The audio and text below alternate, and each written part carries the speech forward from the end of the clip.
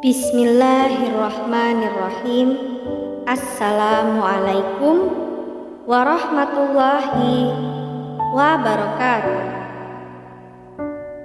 Syukur alhamdulillah atas rahmat Allah Subhanahu wa ta'ala, kita dapat berjumpa lagi di channel Surga Wanita. Sholawat dan salam tak lupa selalu tercurahkan kepada junjungan kita Nabi besar Muhammad sallallahu alaihi wasallam. Allahumma sholli ala sayyidina Muhammad wa ala ali sayyidina Muhammad. Semoga kita semua selalu diberikan kesehatan, dimudahkan urusannya, dilapangkan rezekinya, serta diampuni dosa-dosanya. Amin ya rabbal alamin. Sahabatku seiman yang dirahmati oleh Allah Subhanahu wa ta'ala, belajar mengingat kematian dari Hafsah binti Sirin. Mengingat kematian juga merupakan salah satu cara hamba untuk mendekatkan diri kepada Allah Subhanahu wa ta'ala. Mereka yang senantiasa mengingat kematian akan mengontrol nafsu duniawinya, bahwa tiap-tiap yang dilakukan di dunia pasti akan dipertanggungjawabkan kelak, sehingga mereka tidak akan menyia-nyiakan waktu di dunia dengan melakukan perbuatan yang tidak bermanfaat. Kisah keteladanan dari cerminan sosok yang selalu mengingat kematian bisa diambil dari sosok sahabiah, yakni Hafsah binti Sirin, muslimah yang dikenal sebagai tabi'in ahli ibadah.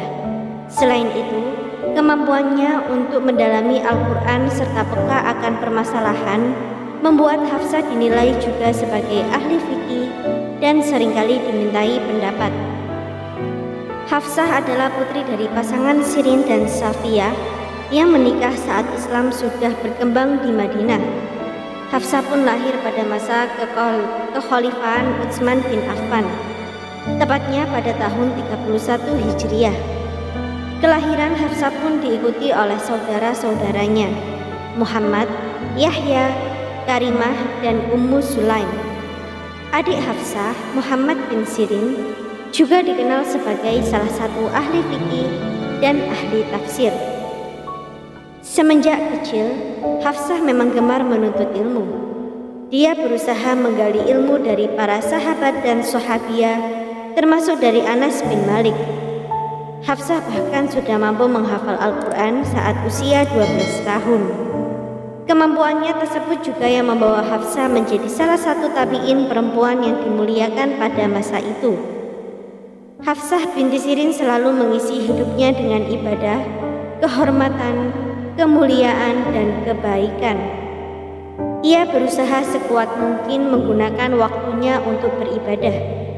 Seorang bernama Mahdi bin Maimun berkata, Hafsah binti Sirin tinggal selama 30 tahun tidak keluar dari tempat sholatnya kecuali untuk menemui seseorang atau untuk menunaikan suatu keperluan. Diriwayatkan bahwa Hafsah memiliki tempat khusus, yakni sebuah musola di dekat rumahnya.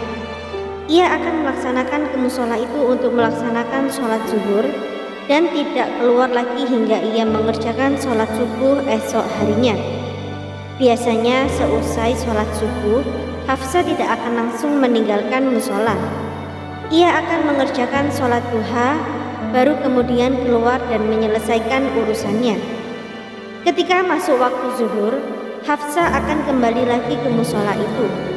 Menurut sebuah riwayat, hal tersebut hampir tak pernah ia tinggalkan selama 30 tahun. Selalu menyimpan kain kafan. Tak hanya sholat, Hafsah juga merupakan sosok yang rutin berpuasa. Diriwayatkan bahwa dirinya berpuasa setahun penuh, kecuali pada hari-hari yang diharamkan berpuasa. Hafsah juga selalu menghidupi malam-malamnya dengan membaca setidaknya setengah Al-Quran. Selain beribadah, Hafsah telah menyiapkan kain kafan untuknya. Kain tersebut akan dipakai saat dirinya menunaikan haji atau berihram. Hafsah juga mengenakan kain tersebut pada saat beribadah di 10 hari terakhir Ramadan. Hal tersebut dilakukan salah satunya untuk mengingat kematian yang bisa datang kapan saja.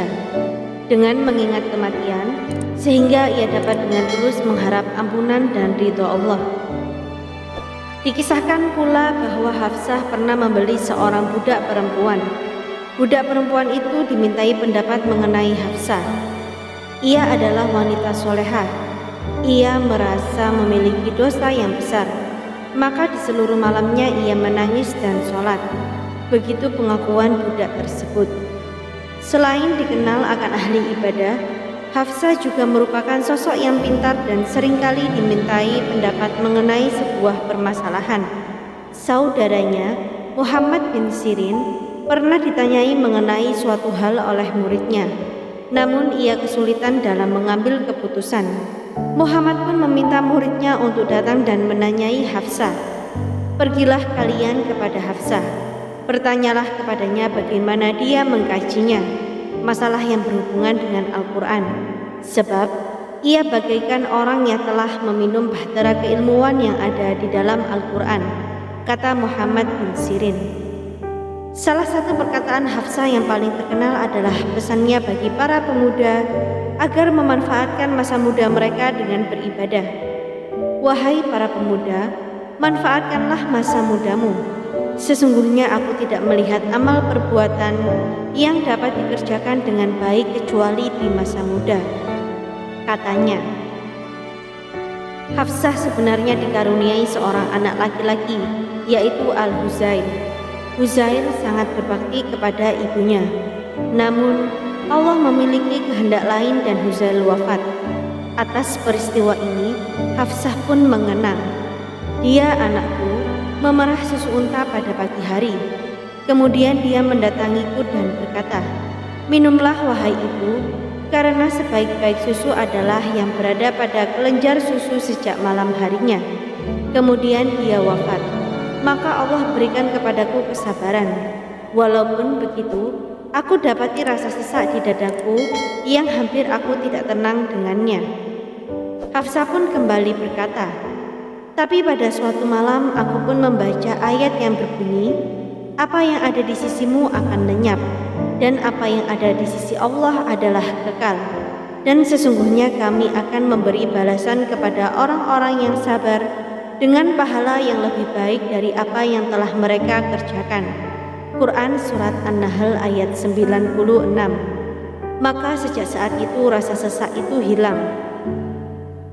Hafsah akhirnya wafat pada usia mendekati 70 tahun, tepatnya pada 101 Hijriah di Madinah. Semasa hidupnya, Hafsah melahirkan banyak murid yang terkenal dengan keilmuannya seperti Ayub As-Sikhtiyani, Qatadah bin Da'amah As-Sudusi, Hisham bin Hasan, dan Khalid Al-Khazan. Hafsah mengambil riwayat hadis dari saudara laki-lakinya Yahya dan dari Anas bin Malik, Ummu Atiyah Al-Ansoriyah, Rubab bin Muraih, Abu Al-Aliyah, Abu Zibyan, Khalifah bin Ka'ab, Rabi bin Ziyad Al-Harisi, dan Khairah Ummul Hasan Al-Basri. Dengan segala kemuliaan yang dimiliki oleh Hafsah, ia pun dinilai sebagai salah satu tabi'in perempuan terbaik pada masanya. Ahli hadis Abu Daud mengatakan, dua pemimpin perempuan tabi'in mereka adalah Hafsah binti Sarin dan Amrah binti Abdurrahman, dan setelah mereka berdua adalah Ummu Darda. Kisah dari tabi'in Hafsah ini hendaknya menjadi pembelajaran bagi kita sebagai muslimah agar dapat bersifat zuhud dan senantiasa kematian. Semoga apa yang kita sampaikan bermanfaat bagi kita semua dan menjadi jariyah soleh. Sampai jumpa di video kami selanjutnya.